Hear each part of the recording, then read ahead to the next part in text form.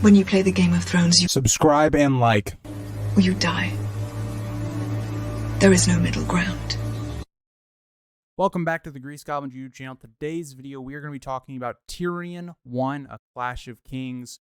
Pretty long chapter, so, settle in. Also, if you did want to listen to these on Spotify, I do have the link posted below. I do want to shout that out because I just don't really plug it that much.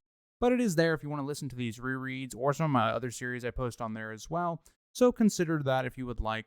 But we're going to start this, but we're going to pick up on page 39. Now, this chapter is definitely a big catch-up chapter, given the fact that, we're being reintroduced into King's Landing through Sansa in the last one. But Tyrion is really the start of this actual plotline in King's Landing as we're kind of re-going through all the stuff that occurred in Game of Thrones in the first book and where this story is going to go with Tyrion kind of taking power in this book.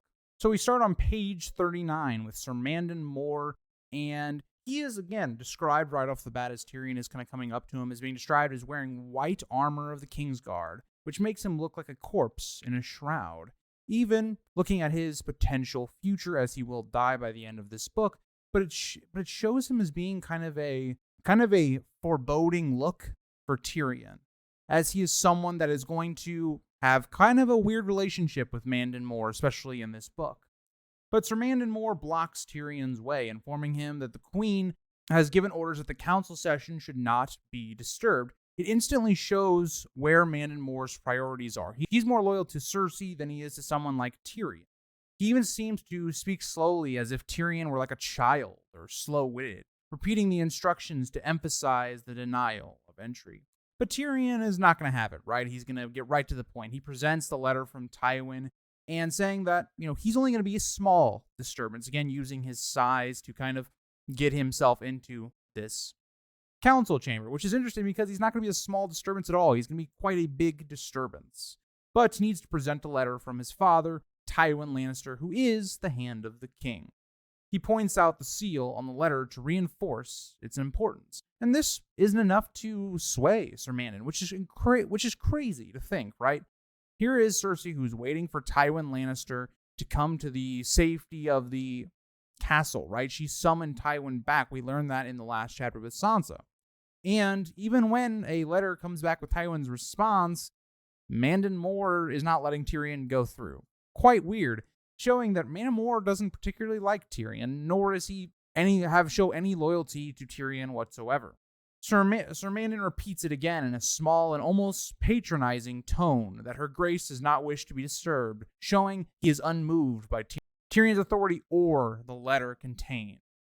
And Tyrion thinks about this for a second because he recalls what Jaime had told him, that Sir Mandon was the most dangerous member of the Kingsguard, aside from, of course, Jaime himself, but because his face gave no clue to his next move. There was no indication of what Mandon Moore would do.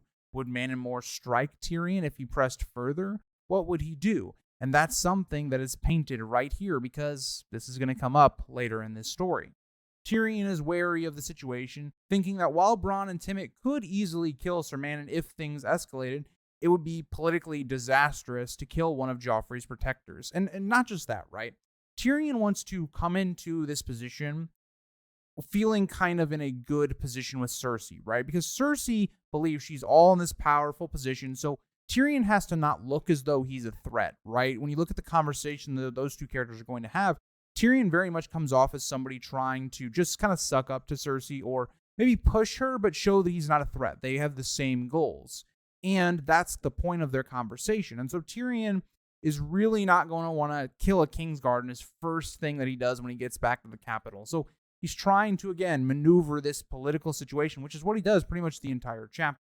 And Tyrion basically just shows him his force, right? He has men beside him, and yes, he thinks that Timett and Bronn are, better than Mandon and could kill him if it came to combat, but he doesn't want to use it, right? He wants to show his power to get what he wants. It's what Aegon the Conqueror does with his dragons all the time. Tyrion tries another approach. He introduces his companion, starting with Timett, son of Timett, a red hand of the Burned Man, a notorious war tribe. But he also introduces Bronn and reminds Sir Mandon of Sir Vardis Egan, who was killed by Bronn in Tyrion's trial by combat. Also makes sense. show a knight that had a lot of respect in the Vale and even here at court, given Jon Arryn was here for so long, Manamor would have known how good he is. And for Bronn to just casually correct Tyrion by saying "new" instead of "no," right, referring to Vardis is dead, just to show that Tyrion is not to be taken lightly. He has men who are killers behind him. But Manon doesn't really seem to show any indication of what he thought about this. But Tyrion, keeping a light tone, reiterates that he must see his sister Cersei and present the letter. And after a time, Sir Mandon does open the door for them, still trying to maintain diplomatic politeness despite the tense standoff. Tyrion has won one battle. Now, Tyrion is only granted, entry for himself, not his companions, which Tyrion is quite happy with. He doesn't need his companions to be here for this conversation with Cersei. And I think they would actually be a little bit detrimental to Tyrion. You don't want to show your force directly and flaunt it in front of Cersei. That's not the way to deal with her. It's the way to deal with Mandon, but not with her. And so Tyrion kind of understands that. But that'll get us into page 40. Tyrion enters the council room, but upon entering, the members of the King's Small Council abruptly stop their discussion. Because they would be really surprised. Like, if you really think about what's going on here, Tyrion was thought to be dead, and here he comes striding in to King's Landing as if nothing happened. And he is met with a lot of mixed emotions, right? Cersei is very similar to Joffrey and how they greet Tyrion. Cersei greets Tyrion with a mixture of disbelief and distaste, signaling their strained sibling relationship. The tension is right there on the table. But Tyrion sarcastically remarks that Joffrey must have learned his courtesies from Cersei, showing that he's quite confident in the situation, right? These are people he's been around his entire life. He knows how to manipulate them. Those are probably not the people that he's most kind of worried about. It's the people he doesn't know as well. The people that are possibly manipulating their family, like people like Varys, like Littlefinger, like, Pycelle, for instance, like Jaina Slynt, all these other people that are seeming to be informing bad decisions made by Joffrey and Cersei. He momentarily pauses to admire the Valyrian sphinxes at the door, trying to maintain an air of casual confidence, as he knows Cersei can detect weakness. He can't kind of show that he may be having some indecisiveness or all those things. That is stuff that Cersei will use against Cersei, showing really no warmth or affection, coldly asks why Tyrion is here at all. Again, doesn't make a ton of sense. And Tyrion responds saying that he has a letter from their father, Tywin Lannister, and places the letter on the table. And this is what Cersei's been hoping for. She's been hoping for some sort of message from Tywin that he's coming back to save the city or whatever. And that's unfortunately not going to be the case. Varys takes the letter right away. Again, he is the person that is known for information. Of course, he's going to be the one that's going to pick up this letter. But he inspects it, and he compliments the letter's authenticity and the gold color of Tywin's seal wax. Again, it's just to show that this is a true letter, like that this actually does come from Tywin. It's not something that Tyrion forged. So Cersei snatches the letter from Varys, saying, of course it's Tywin's, right? She probably shouldn't have said that, given what the letter contains if she was trying to go against Tyrion, but she doesn't really know what it means. But Tyrion observes as Cersei takes the king's seat for herself, hinting at Joffrey's disinterest in small council meetings. Again, makes a lot of sense. Joffrey is only 13, newly 13. He doesn't care about politics and all these things like that. And so it's left for Cersei, who always wants to be ruling. We see that later on after Joffrey's death and Tywin's death. She wants to be the person in control. It's obvious right away that Cersei is not pleased with the letter. While it's being read, Tyrion decides to seat himself in the Hand's chair, as he finds it appropriate given the contents of the letter. He's just kind of showing the power he now has, right? To everybody else in this room that doesn't know what's in the letter, it's him just showing it, right? Kind of saying that, yeah, I'm a little bit in power now, right? It's also a little bit, I think, Tyrion's ego, right? Him wanting to be valued and viewed as higher than all the other people in the room. It's a little bit of that, and we're going to kind of talk about that throughout this book with the character, but it is part of it, is that. But after reading, Cersei declares that their father has sent Tyrion to act as the hand of the king until Tywin can take the position himself. Cersei finds the situation absurd, clearly displeased with Tywin's decision. Exactly, because if you're Cersei, you don't want, Tyrion to be back, right? She doesn't like Tyrion. You have the whole Valancourt prophecy, which she isn't really like at the forefront of her mind at this point because, again, none of her kids have died, really. That doesn't really spring up into her mind, really, until we get to Joffrey's death. But when you really think about the situation, she is in a really desperate position. She has Renly and Stannis that could come to King's Landing any day now. The city is in upheaval. They have no food, nothing like that. She is hoping for Tywin to come back with their army to be able to, either relieve Renly from blockading their supplies from the south or just to feel more protected.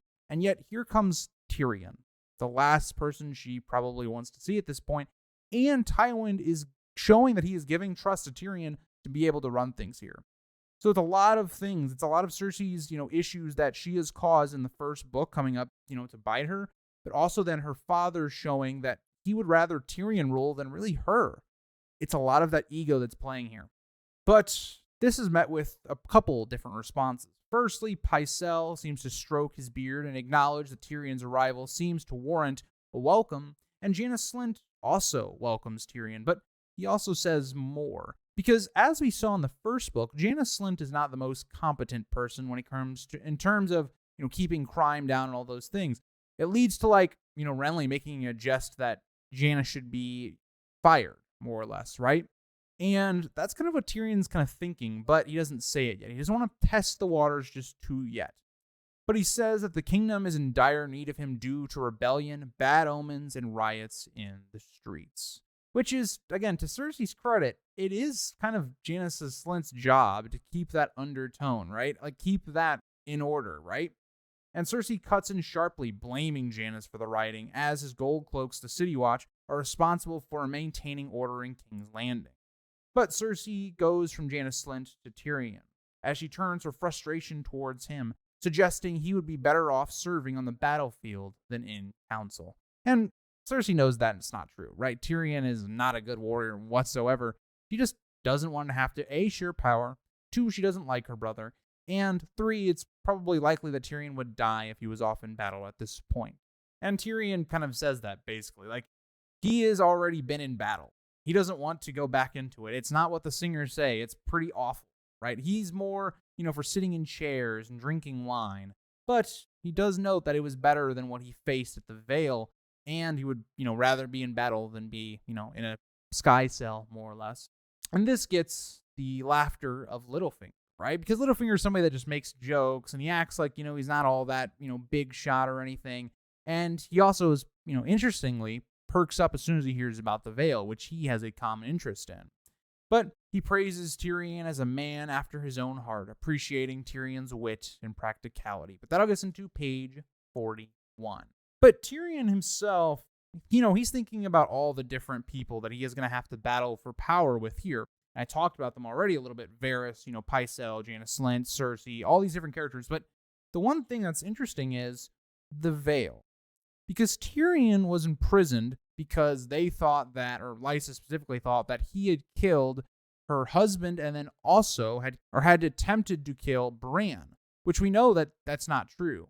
But if you're Tyrion, why was he made to be the person that gets the target on his back? And Tyrion's going to think about that. Tyrion smiles at Littlefinger, recalling the dagger with the dragon bone hilt and Valyrian steel blade used in the assassination attempt on Bran Stark. He notes that they will need to discuss the matter soon and wonders if Littlefinger would find the conversation as amusing as he does. Because again, the reason he's sent here by Tywin is Tywin believes all these people are giving Joffrey bad advice in council. And not only that, Tyrion also has a personal grudge against Littlefinger. And what Tyrion's going to find out really throughout the beginning of this book is that he can't just displace these people, even if he distrusts them, or at least some of them, right? Because Varys and Littlefinger are vital right now to their cause, even if it might be a little bit disloyal as well in terms of Varys and Littlefinger. It's going to have to be him wading through which people are valuable to him and which are not. And that's really what a lot of the early parts of A Clash of Kings are about for Tyrion. But with that being said, Tyrion offers to be of service in any way he can, despite knowing that Cersei will likely resist his help, because he's going to have to navigate the Cersei situation, right? And he's not going to be able to do that with all of these people around. Cersei is still not pleased by this, asks how many men Tyrion brought with him. And this is a great time for Tyrion to kind of show his power, right? Because now it's Cersei asking. It's not Tyrion flaunting it and putting it in Cersei's face, but now he gets to tell her, right? Because Tyrion replies that he only has a few hundred men, mostly his own, since their father, Tywin, is fighting a war and was reluctant to send any more. But the key point there is that Tyrion did not come to King's Landing kind of like Ned. Ned only brought about 100 men with him, and slowly he gives those men away to this cause or that cause. And that causes him to be really weak when he is eventually, killed in the first book. Tyrion doesn't have that. Tyrion has actually a lot of men, and he's going to start gaining more men as he goes on in this book because he wants to take all the power from Cersei and give it to himself. And Cersei is not very happy with this. She wanted an army to defend the castle with, and Tyrion's small force, how is that going to defend the city if Renly marches on them or Stannis, right? And that's the whole key part of it, right? And also another thing that she's going to be realizing is, okay, this force wasn't necessarily sent to defend the city. It was meant to keep the city in check and to keep her in check. And she's just irritated that their father sent Tyrion, not an army. She also argues that Joffrey as king should name the hand with the council's consent, reminding Tyrion that Joffrey had already appointed Tywin. And this is Cersei basically playing her hand. She's basically saying, this letter doesn't mean anything, Tyrion. Yeah, Tywin might want you to be hand, but I have the last say. So you have to make me believe that you are valuable enough to be allowed to be. And that's why Tyrion kind of kisses up to Cersei a little bit or tries to reassure her that he is behind her. He will do whatever she wants, right? And that's what Cersei wants to hear. It's basically just setting up the board that's going to be played here. And Tyrion calmly just replies that their father wanted him to be Hand of the King. Again, just showing that, yeah, he has Tywin's backing, but he also needs to do more than that. When Cersei protests that Tywin cannot do this without Joffrey's approval, Tyrion suggests that she raise the matter with their father at Harrenhal, implying the futility of her argument. Again, Cersei's not going to go all the way to Tywin, but Cersei's not done. Cersei could still have him thrown in prison or whatnot, or come up with some lie to tell Tywin later on about what Tyrion was doing. It's like both these players have their own arguments, more or less, but Cersei does actually have the power right now, and so Tyrion does realize that. Tyrion then requests a private conversation with Cersei, and Varys quickly agrees, prompting the other council members to leave. The others all rise and exit, but Littlefinger does linger behind as he offers to have the chambers prepared for Tyrion and Maegor's holdfast. And Tyrion, once again, wants to show his power. He doesn't want to just be in Maegor's holdfast. He wants to be in the Tower of the Hand. He wants to flaunt his power a little bit. Now, he's willing to do that over people like Littlefinger and these others, but not so much Cersei. And so Littlefinger kind of is interested by this, right? Because he talks about, some sort of curse that is on the Tower of the Hand, given, the last two, Jon, Arryn, and Ned. But Tyrion is not going to back down. And he says, why go stop at 2 when you could go back even further? As the last 4 hands have met kind of unfortunate ends, there really hasn't been a hand since Tywin that's actually been able to leave King's Landing in a, peaceful fashion, or taking everything with them that they brought there. As if you think about the last hands, you had Aerys Targaryen's last hand was killed during the sack of King's Landing, only serving for a fortnight. You have the hand before him was burned to death. 2 others before them died in exile, landless and penniless, though they considered themselves lucky. Also, important to note, Tyrion does believe that Jon Connington is dead. That is kind of the thing that's being said right now. That's what most people believe. And yeah, so you just get to this point where it's like, he's a Lannister. He's not one of these other men to be trifled with. And he is not going to be appearing as though he's weak or cares about superstition. Something that Littlefinger will kind of respect, because eventually Littlefinger himself will get Harrenhal, a cursed place. But Littlefinger needs it for the power that it will kind of bestow upon him.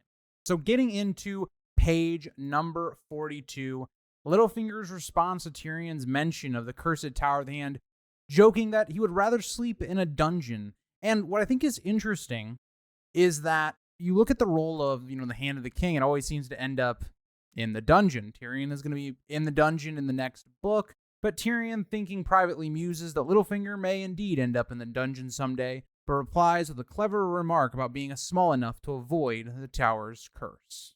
We then see that everybody actually does now leave them alone with just Tyrion and Cersei. Cersei is, again, quite irritated. Now that everybody's gone, she's more freely able to kind of talk about what she's feeling. She expresses her frustration, sarcastically remarking that she hopes Tywin did not send Tyrion to teach her history lessons. And Tyrion responds with a sigh, expressing how much he has yearned for the sound of Cersei's voice. The two just mocking each other. They don't like each other, it's made quite obvious, but there needs to be some ground that is made from Tyrion to get into this position of power. she wishes that she could pull out Varys' tongue with hot pincers. But again, it shows that she is not a big fan of Varys, but that she needs Varys. It's not exactly something where Varys is loved, but it's a need. And that's kind of what everyone around Cersei is. They have a need, they're relied upon, but it's not exactly great company. But Cersei then starts to kind of doubt the letter that Tywin allegedly sent, right? Like, she's kind of wondering, did Tywin go insane? When did he put all of this faith into Tyrion? So that's the first question. And then she also questions, did he lose his sense, or did Tyrion forge the letter? Again, she rereads it to try and find some sort of hint of, it being forged or whatnot. But she questions why Tywin would send Tyrion in his place when she had commanded Tywin to come himself.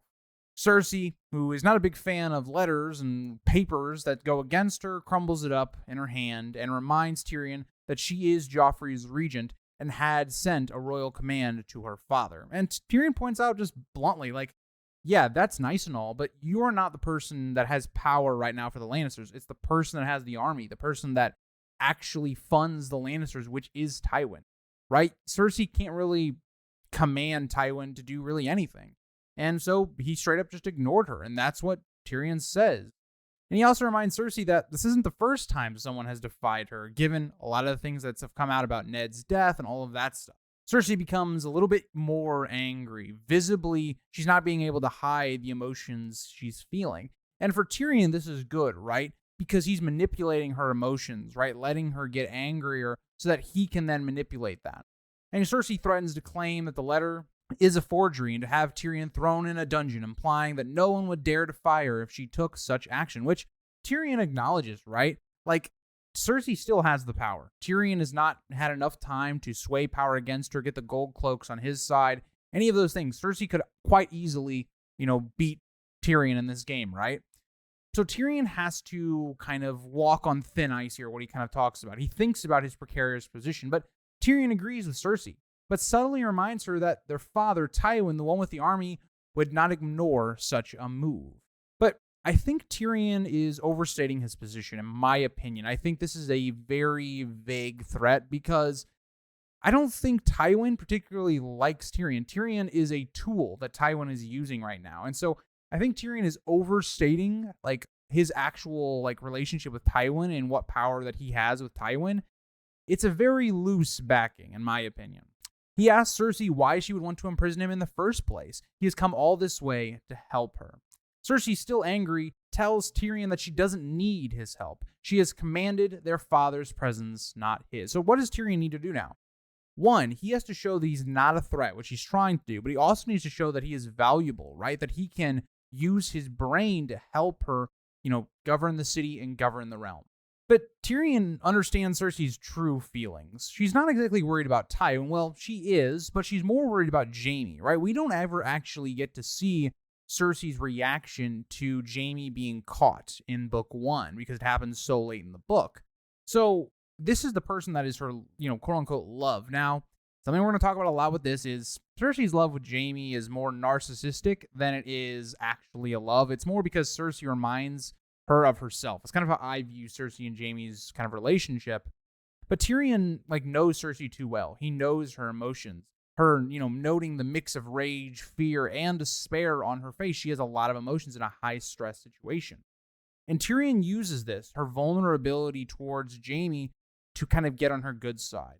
Tyrion reassures Cersei that Jaime is his brother too, and promises to help free him if she gives him her support.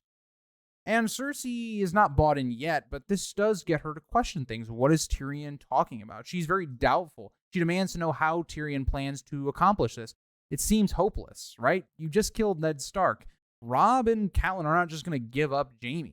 And that is what she points out. And so Tyrion's going to have to kind of circumvent that now as well. But that gets us into page 43. Tyrion agrees with Cersei, right? He's not going to lie to her and say, okay, the position's not great, but it will be difficult, and they can do it, given the fact that they still have, the daughters. They still have Sansa. But the problem is, he mentions that he saw Sansa in the yard with Joffrey. But where is Arya? And one thing I will say is I do actually think the show improved on parts of this conversation, even though it's still great. there's a part of it that I think is missing that's great in the show, where Tyrion calls out Cersei for being the disappointment. Great addition by D&D, by the way. But as we go further, Cersei kind of reveals, yeah, I mean, I have Sansa, but I don't have Arya. She's missing. She sent Meryn Trant to capture Arya after Robert's death, but Arya's dancing master Syrio Forel interfered, allowing Arya to escape. Cersei speculates that Arya is likely dead, as many people died that day. And I think that's pretty logical. If you haven't found Arya in a number of weeks and such, she's probably dead. Like, how would she survive this long without being recognized? All of that. Like, it is actually insane that Arya got out of King's Landing and has survived this long to begin with. It's really helpful that A, she's resourceful and got kind of lucky with Yoren, spotting her. And this isn't the best news, as Tyrion had hoped to have both Stark girls as a hostage, but accepts that Sansa alone will have to suffice. And you gotta remember, Tyrion was just with Catelyn. He knows what Catelyn will do for her children, right? That she is someone that values her family over, this war or whatever, or revenge. She cares about having her family. And that's something that Tyrion understands because of how close he was with, Catelyn in Book 1 when he was captured by her. Tyrion then decides to shift the conversation to the real butt of the issue, the small council. Can Cersei really trust any of them or be certain of their loyalties? He mentions that his father had a massive issue with the small council, and Tywin was already kind of threatening to put their heads on the wall besides Eddard Stark's. And Cersei is quite smart. She does show some strength here, but she is also kind of stupid as well. She doesn't trust anyone, but at the same time, trusting no one is also not a great strategy either. But she gives Tyrion all that he needs, right? Cersei herself, even though she's put some of these people in power, doesn't trust any of them. And so for Tyrion, that's almost like the green light that he needs to start going after some of these people that have given bad counsel and question some of the moves politically that have been done in Book 1. But Cersei then kind of questions whether Tywin truly believes the council is disloyal. And I think it's quite obvious. They seem to have their own motivations and things like that. Cersei's just not smart enough to really see that. But Tyrion clarifies that Tywin suspects disloyalty rather than knowing it for sure. That's why Tyrion was sent here. He's going to, figure out who the people are that aren't, in the Lannisters' favor. And I don't think he necessarily does that exactly. It's more he does it which people are in favor of him and his power. He explains that Joffrey's reign has been a disaster, which suggests someone is giving him poor advice, which is completely true, right? If you're, looking at this from the outside point of view, you're not, there at the Capitol, and you're sitting here going, we beheaded Ned. That was really dumb. That's made it to where basically this war with the Starks is going to continue no matter what. You then look at the idea that Barristan Selmy was then dismissed from the council, horrible decision. And even when you're Tyrion, you get here and you find out Arya is also not actually a captive. Things have been going terrible so far. But Cersei tries to defend Joffrey, saying that, it's not because of a lack of trying. They have good counsel, but Joffrey is too strong-willed and prefers to do as he pleases now that he is king. Very similar to, for instance, Robert Baratheon, his quote-unquote father. And Tyrion kind of thinks about the crown and how it has a strange effect on those who wear them, and he questions whether Joffrey was solely responsible for ordering Ned Stark's execution. Yeah, he's kind of figuring out that Joffrey wouldn't have just came to this idea by himself. It would have had to have been placed before him. Now, he doesn't know who did that. He's going to get some clues here that really do help him, but there seems to be something else going on in this little game here. But also I think something that's great is Tyrion talks about how the crown affects people, right? It's already doing that to people like Robb, and it's not like as drastic as somebody like Joffrey, but if you think about the crown being placed on Robb's head, and, we haven't really gotten to Robb's point of view yet, with Catelyn, but something that you see with Robb, for instance, is now that he has a crown, he's much more of a kind of changed individual a bit, and that kind of works for everybody, people like Renly as well. But Cersei kind of thinks about Ned Stark's execution and thinking about kind of the events of Game of Thrones and, Book 1, getting it from Cersei's point of view, which is really interesting given we never saw it from Cersei's point of view. She confesses that Joffrey was instructed to pardon Eddard Stark and send him to the Wall, which would have removed him from their path and allowed them to potentially make peace with Robb Stark, which they most definitely could have. If Ned is alive, there is definitely a really good shot that the Starks could have stayed out of this war, and all of that would have been done with. But something went wrong. And so we've now seen, with 2 different chapters of the first 4 of this book, showing that Ned was never supposed to die, right? He was supposed to be pardoned. But, however, Joffrey, seeking to please the crowd, unilaterally ordered Eddard Stark's execution, calling for his head in front of half of the city. And that's the thing. It's like one thing where Joffrey is pleasing the crowd and all of that and their bloodlust, but also it was put into his head already. And so that's the key. Is like that was already an option there that Joffrey was going to be exploring. But then when you see the bloodlust of the crowd and the crowd telling him to kill Ned, it just led to a really bad situation. But even as we get further in here, Cersei talks about Jaina Slynt and Sir Ilyn Payne executed the order without even consulting. Everybody knew what the plan was, but yet it still got carried out when Joffrey wasn't even 13 yet. People listened to a 12-year-old over the ruling, family. It shows that there's a little bit of loyalties that are lacking here. And Cersei continues talking about how even the High Septon is now upset that they spilled blood in Baelor's Sept, feeling lied to about their intentions, which he 100% has the right to, right? You just killed somebody on a religious place, right? And so this was such a bad move that, one, it's going to impact, Cersei's Feast for Crows plotline because their religion is going to go against her, more or less, because you've basically disserviced them. And we see religion, even though at this point it is not as strong as it was, say, the very early reign of Aenys, for instance, the religion has a huge, huge influence over the populace. And Tyrion even agrees with the High Septon's perspective, which just makes sense. Blood was spilled on Baelor's Sept. It was a pretty big, serious offense. But Tyrion questioned Jaina Slynt's role because it's so weird that Jaina Slynt, who's basically a nobody, is now on the small council and also was given Harrenhal. Because Jaina Slynt, you would think he'd be loyal to Cersei, given that Cersei basically raised him up, but no. Because Tyrion asks if Jaina Slynt was involved in the decision to execute Ned Stark. He already understands that, okay, this guy could be definitely working against us. He inquires about who decided to reward Slynt with Harrenhal and a seat on the small council. Cersei explains that it was Littlefinger arranged for Slynt's promotion because they needed the support of the City Watch, which Slynt commanded. And so Cersei is right. Cersei had to buy whatever the price was to get Slynt to back them. She needed to do that. That was the only way that she was going to survive Ned's basically coup. But at the same time, after that, you could have just, displaced him and just didn't give him his reward, more or less. So what you could have done. But something else that's interesting is the blame goes back to Littlefinger again, because Littlefinger is the one paying, the gold cloaks. So it all comes back to Littlefinger. Because now Tyrion, if you're thinking about Tyrion, one, he has the dagger offense that almost got him killed in the Vale. But you also have the situation where he seems to be the person behind Jaina Slynt's rising in power. It's a lot of blame being thrown on Littlefinger, and it's going to be going off in Tyrion's head. What else does this guy have bought? How much is his influence? She reveals that Ned Stark was plotting with Renly and had written to Stannis. Renly was plotting, and Ned basically just didn't go along with it. But, I get her perspective on that.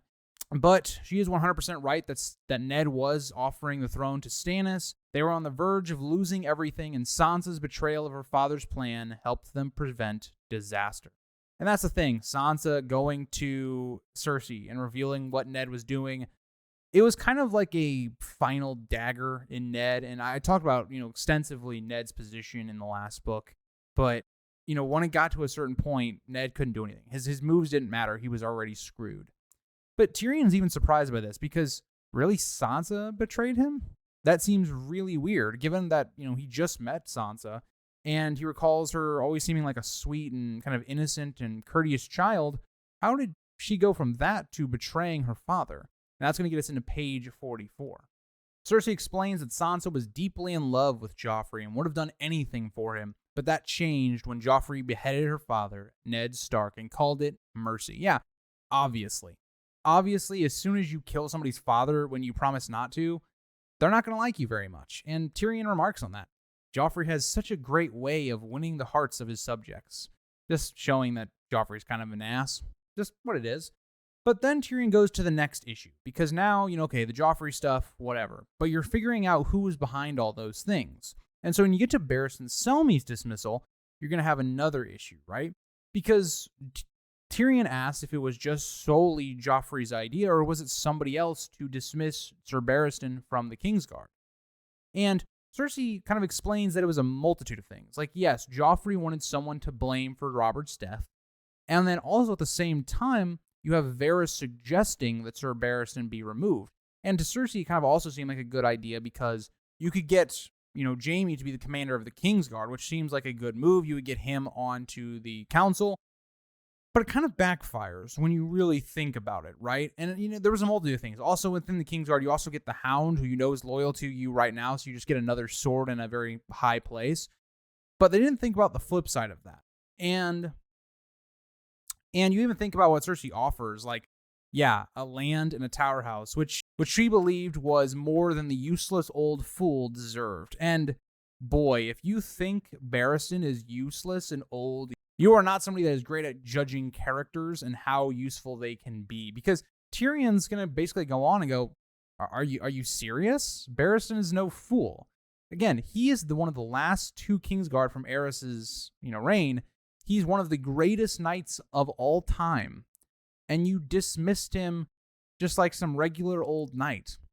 And even when you dismissed him, you failed the plan where Janos Slynt once again shows he's incompetent as he killed two of the guards trying to get Barristan. It just shows that there's so much incompetence going on at the small council and loyalties and just bad counsel, because now you have Littlefinger's been involved with a stupid mistake, Varys has been involved in a stupid mistake, and now Janos Slynt has been involved with a stupid mistake. The only person that hasn't come up in this so far is Pycelle. So Pycelle, he's, doing all right now. But when you think about it, like, do you understand Barristan's reputation, Cersei? That's what he tells him. That's what he tells her. Like, think about Barristan and what he represented to the people, right? His name is known by almost everybody. Like, even Bran, all the way up north, thinks about Barristan as, he wants to be trained by Barristan, right? At the very beginning of a Game of Thrones, he idolizes him, right? You take that night now, and let's say Barristan goes for Stannis, he goes for Renly, he goes for Robb. It's a sign of legitimacy. It's just like, if you think about the Blackfire rebellions, it's like when Daemon gets the sword Blackfire. It's giving him legitimacy that he is the true ruler. And so Barristan going to somebody like Robb shows that Robb is more legitimate. He has a reason to be fighting. And when he goes from, your side, the Lannister side, and goes somewhere else, it shows how illegitimate, you were as a organization or you as a family. And so Tyrion's completely right to be very critical of her decision. And Cersei openly admits, something she doesn't admit much, is that she hadn't really considered that. She hadn't thought about that. And so Tyrion is winning right now because he's showing how useful he can be in terms of thinking and how to do things politically. And that's something that Cersei could use, right? It's Tyrion basically going into a meeting or interview to show why he'd be useful to a company and proving it. And Tyrion tells Cersei that Tywin sent him to King's Landing to simply stop these mistakes and bring Joffrey under control. And Cersei again doubts that. Like, how is Cersei going to... And she's like, how can you tame Joffrey when, his mother, couldn't do that? Right? And so that's what kind of Cersei's doubting, what Cersei's going through. Kind of, again, trying to see what Tyrion will do. It's very much like boss interviewing new employee, while as Tyrion, yes, as a new employee, he's about to be the boss. So it's really interesting the way that this conversation breaks down. Tyrion then suggests that Joffrey might listen to him because Joffrey knows Cersei would never harm him. But Joffrey might fear Tyrion. And we already know this, right? Tyrion has slapped Joffrey already in a Game of Thrones. Tyrion is somebody that doesn't really put up with Joffrey's nonsense. He doesn't, treat Joffrey like he's this prince that's untouchable. Tyrion actually holds him accountable. And so Joffrey will know that, right? Joffrey will have that, fear in the back of his mind. It's one of the reasons Joffrey's going to try and get Tyrion killed by the end of this book, is because Tyrion is somebody that's willing to stand up to him. And that's something that Joffrey doesn't experience very much. And I'd say only Tyrion is the only person that really does that. But Cersei takes it the wrong way. She doesn't really understand what Tyrion's saying. Like, she thinks that Tyrion's actually going to harm Joffrey. And Tyrion's like, I'm not going to do that, right? I'm not going to, actually attack your son, but it's the implied threat. It's what Joffrey believes that makes him, that will make him follow directions from Tyrion, because he believes Tyrion could, actually hurt him or do something like that. But this is also going to come back to bite him, because when he takes on this persona and maybe is threatening Joffrey when he doesn't actually mean it, well, when Joffrey dies, in the next book, it's all going to come back to Tyrion. Because now people will start blaming, yeah, you actually did have malice, and the situation looks really bad on Tyrion. And that's one of the reasons I love the way George builds up these relationships and builds these characters up, because it's a double-edged sword what Tyrion is playing. Yes, it can be used to manipulate Joffrey, but also it might push Joffrey over to trying to get you killed, or when Joffrey dies, you be the one that's blamed because there's a public issue between the two of you. But Tyrion takes her hand, telling her that both she and Joffrey need him if Joffrey is to retain the Iron Throne. And Cersei's kind of shocked by this, that Tyrion would even kind of dare touch her. She almost seems appalled by this. But she does acknowledge that he is cunning. Cersei agrees to Tyrion's approach, but makes it clear that while he will be the hand of the king in name, he will be her hand in truth. Again, see how we got here. It's not Tyrion flaunting that he's the new hand of the king, not all these things. It seems like Tyrion is just there to help Cersei, to be another asset to Cersei that's no threat to her whatsoever. Tyrion has played this conversation beautifully and masterfully. And that also Cersei demands that Tyrion share all of his plans with her and that he only acts with her consent. And that gets us into page 45, but we obviously know that Tyrion's he's gonna say, yeah, that's exactly what I'm doing. Not truly the actual case, though. But Tyrion pretends to agree to Cersei's demands that he act with her consent, saying, I am yours, sister. But inwardly, he plans to remain loyal only as long as necessary. But Tyrion is not done with his questioning of events that have occurred because he has more questions that need to be answered. Tyrion switches to Jon Arryn's death. Tyrion straight up asks Cersei who murdered Jon Arryn because Lysa, publicly said that Tyrion was the person that killed Jon Arryn, but we know that's not the truth. She also claimed that Cersei killed Jon Arryn. So who actually did it? And Cersei pulls her hand away and evades the question, claiming ignorance. And again, Cersei's not involved with the actual death of Jon Arryn, but it is likely that she would have wanted him to die. And so she allowed Jon Arryn to die, right? She had Pycelle not treat him that well. So Pycelle let him die, but at the same time, she wasn't the true person that actually killed him. And so Cersei kind of does this wrong. She should have just outright denied it, but instead, she shows Tyrion that she did have involvement in it somewhat. And Tyrion reminds her of the veil, right? Everything I just talked about, like what Lysa had said openly. And Cersei feigns, again, ignorance, mentioning that Eddard Stark also accused her of the same crime and implied that Jon Arryn suspected something before his death, which is all true. All of that is true outside of the fact that Cersei was not the person to actually kill Jon. Tyrion brings up the truth that maybe Jon Arryn may have discovered that Cersei and Jaime were lovers. And Cersei, out of almost anger or frustration, slaps Tyrion. But Tyrion's not done, stating that he's not blind like their father, and he doesn't care who she sleeps with. But Tyrion also adds a remark that will come back quite a lot, is that he adds a provocative remark about it being unfair that she would sleep with one brother but not the other. And she slaps him again. Now, Tyrion tries to kind of play this off like it's a joke, but we're in his head. He always constantly is thinking about how beautiful his sister looks, or, having comments like this. Tyrion 100% has this weird fascination or relationship with his sister that he definitely wants to sleep with her, and it's very weird, but it's going to come up a lot. But Tyrion continues pressing the buttons, because now Tyrion's at least gotten in his position of power and been useful to Cersei. He's kind of just playing games with Cersei. As he says, he doesn't understand why Jaime is interested in her other than seeing himself in her. So now he's playing the reverse card, right? The reverse card is, Jaime seeing himself in Cersei, which I don't think it's from Jaime's side. It's definitely from Cersei's side, but this prompts Cersei to slap him a third time. And though Tyrion's cheeks burned, he kept smiling, warning her if she continues, he might get angry. So now that he's actually gotten this position, he's showing that he does have, he's not going to back down from her. He's showing that he does have power. So it's interesting the way that Tyrion plays this game with Cersei, getting her to be kind of all worked up because she doesn't think the best when she is worked up. Cersei questions why she should care if Tyrion gets angry, showing her disdain for him. And Tyrion cryptically tells Cersei that he has new friends that she won't like, hinting at, again, the power that he has. He never flaunted it in her face until he got what he wanted, but now he does unveil that threat. So again, it's Tyrion kind of pushing the buttons and getting himself a bad lookout with Cersei. If he was playing this right, he probably should have just stopped as soon as he got named hand by Cersei and just left. But he's continuously pushing it a little bit. But then Tyrion also goes a bit further, right? Because he wants to know how Robert died. Tyrion directly asks how Robert Baratheon was killed, and Cersei tells the truth. She admits that Robert basically killed himself. He kept drinking, and yes, they had, messed with the wine, making it much more higher potency, but it was in the end Robert's own doing that got him killed. And Cersei's quite happy about this. One, because if Robert hadn't died, Cersei's so screwed. Cersei would be dead right now. But she also hated Robert, right, for the abuse that he gave to her and how horrible their marriage was. And she describes the boar's taste as triumph. Again, revealing how kind of cruel she is. But you can understand why Cersei wants Robert to die. Regardless of, who Robert was as a character, you can understand Cersei's side of it and how necessary it was. Not to say that it is a good thing, but you can understand it. And Tyrion is not exactly happy by this, right? He kind of sarcastically comments that Cersei was born to be a widow, kind of hinting at the fact that Cersei doesn't really love anyone except herself. Now, that could have been different if things had gone differently, but the current state that she's in.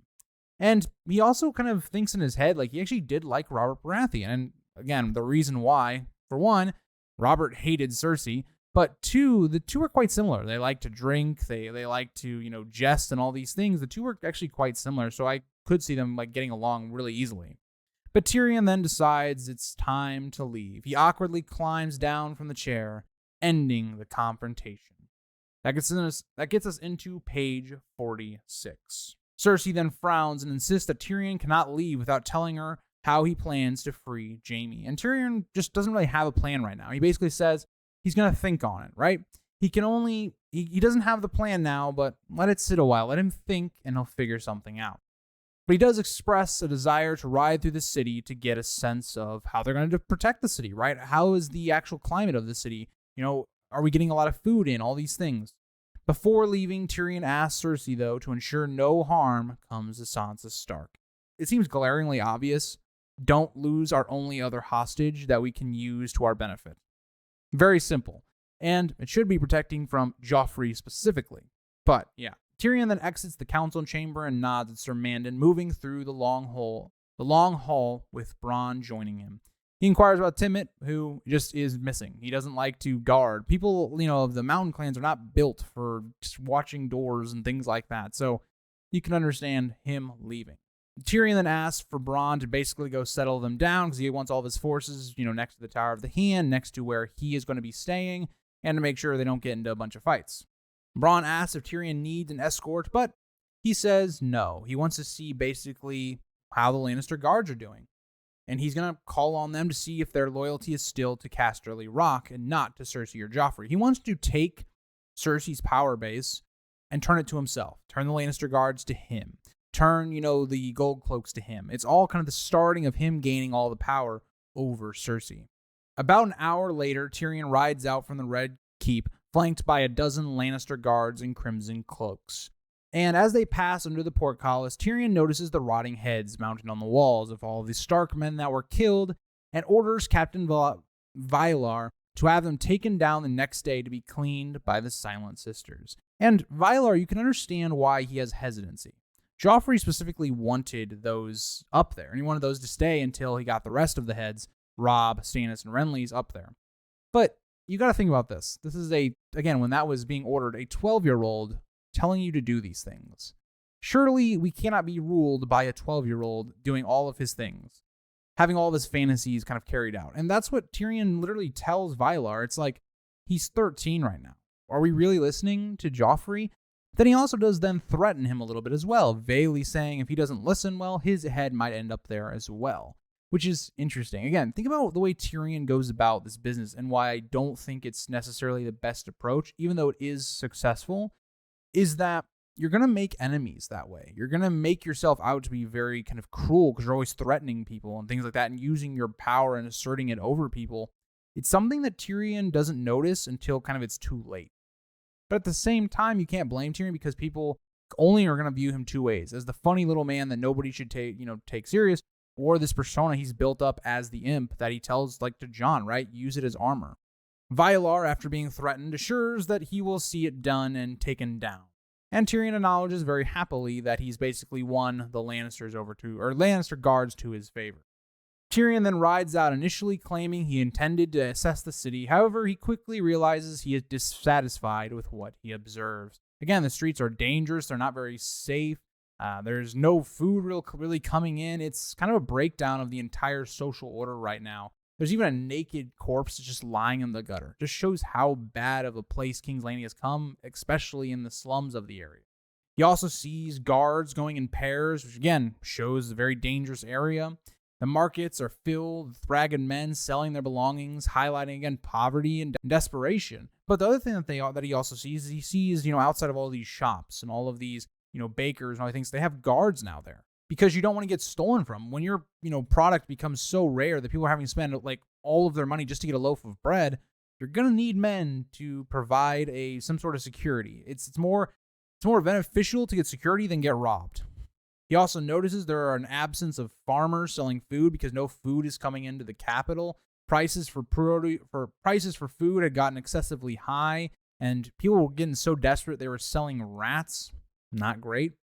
And Tyrion even asks Vylar about the food situation, confirming there is little coming into the city due to the ongoing war. Again, they can't get food from kind of the west of King's Landing because that's an open war right now, and they need the food for their armies. You can't get any food from the south because of Renly from Highgarden. And so where do you get food? And that's the problem, right? There is no food coming into King's Landing, and you're going to realize that problem pretty quickly. But Vylar then informs Tyrion that Cersei is doing some things to, get the city ready for a siege or whatnot. She has tripled the size of the city watch. She has employed craftsmen for city defenses, including stonemasons, carpenters, fletchers, and smiths. And also she's gotten the Alchemist Guild to contribute with 10,000 jars of wildfire, which is extremely dangerous. Really shows the stakes of the situation that we're even going to wildfire. While Tyrion is kind of somewhat happy about this, he's also a little bit queasy about this because wildfire, it could destroy the entire city. It's quite destructive. But he also questions, where is Cersei getting this money from? We know Robert had left the crown in quite a lot of debt. Where was this money coming from? And, of course, the answer that Vylar says that Littlefinger had managed to raise the necessary funds by imposing a tax on those entering the city. It's like, yeah, it would work, and this is kind of getting into page 48, and this is what the kind of Tyrion thinks, like, yes, that would get you the money because people are just trying to get out of the war, but it's also going to leave people with no belongings, no food, nothing to their names, and you're going to have a city full of people that don't like you because they're going to realize you're the person that stripped all of their belongings off them and are basically being told to die. So, again, when you get to the later chapters in this book and you realize why the people are turning against the crown, Joffrey, Tyrion, Cersei, everybody, those are those reasons, right? They've made a bunch of errors, in my opinion. But that'll get us into page 48. And like I said, Tyrion kind of thinks about those issues that Cersei is kind of making. But at this point, Tyrion and his men arrive at the inn beneath the sign of the Broken Anvil, located near the Gate of the Gods. He instructs Vylar to return to the castle, indicating he will stay the night. Which must seem weird, right? Like, why is Tyrion staying here instead of, in the Tower of the Hand or whatever? And also, why would Vylar leave? Is he going to actually be safe? But Tyrion notes that they're with Chella, a member of the Blackears, that they'll be fine. And so the two parties basically split.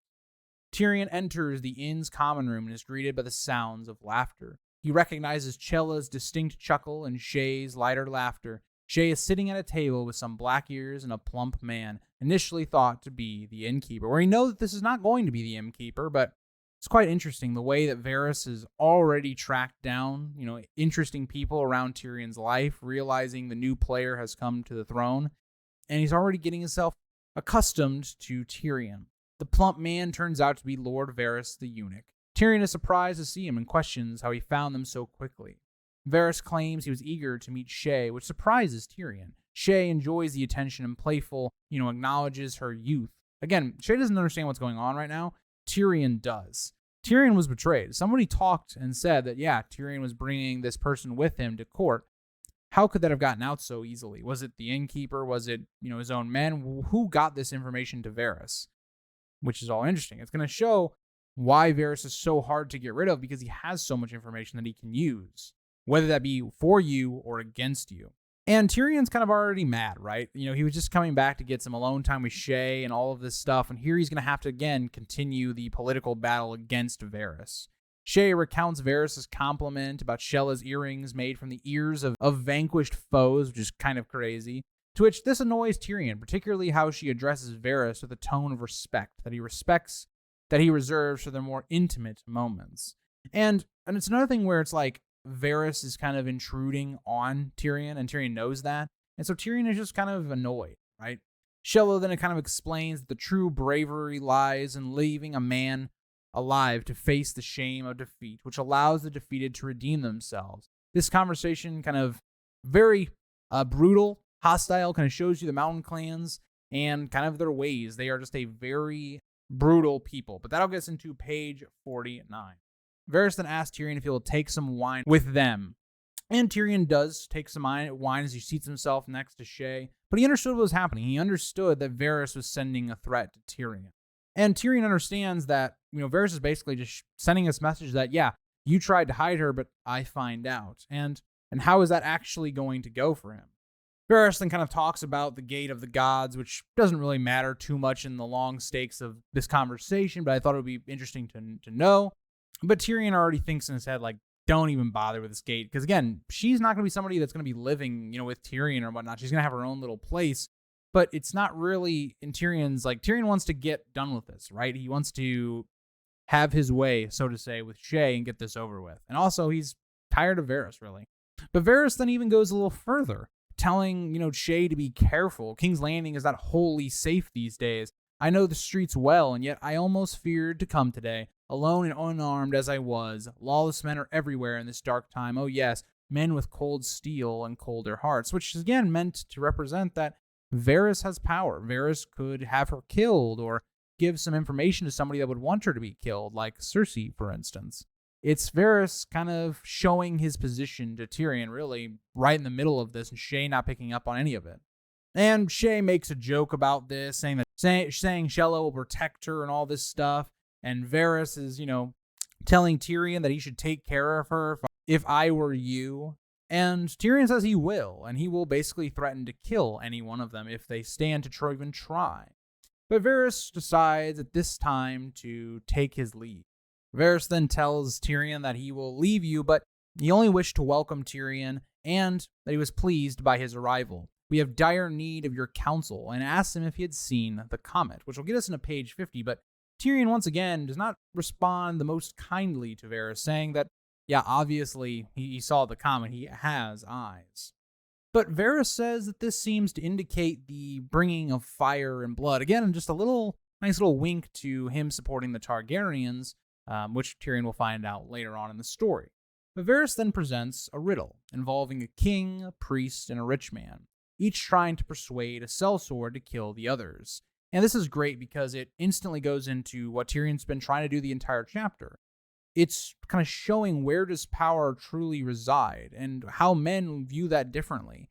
Tyrion's already started to do those things, but it's one of the key, simple, riddles of this whole arc, right? Where does power lie?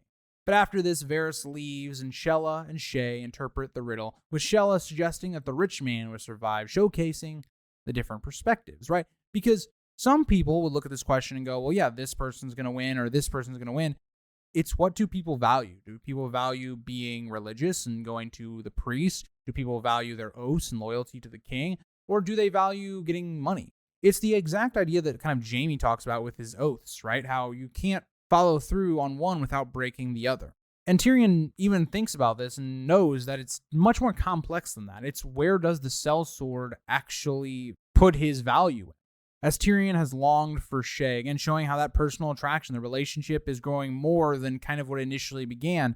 At the beginning of it, it was Tyrion kind of paying Shae to basically be his girlfriend, but even Tyrion is almost starting to forget that this is not like a normal relationship, it's a paid one.